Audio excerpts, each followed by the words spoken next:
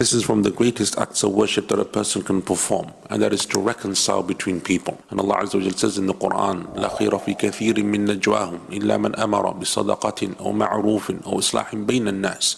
Most of the gatherings of people, there's no good in them unless they order some sadaqah or some other type of righteousness or reconciliation between people. You know that two people have some problem.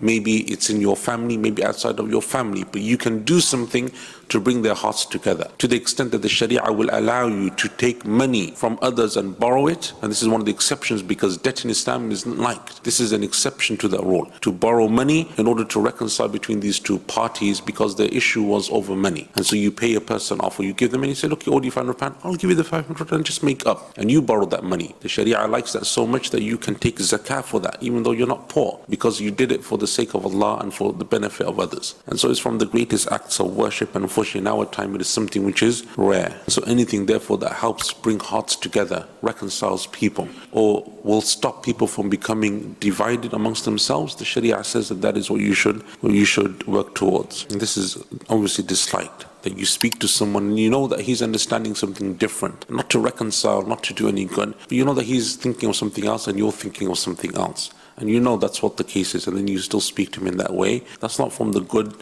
characteristics of the believers. And that's because it is similar to hypocrisy in that way. Because hypocrisy is saying one thing and meaning another, or showing one side here and one side there. And so because of that similarity in meaning, it is something which the Sharia says should be avoided.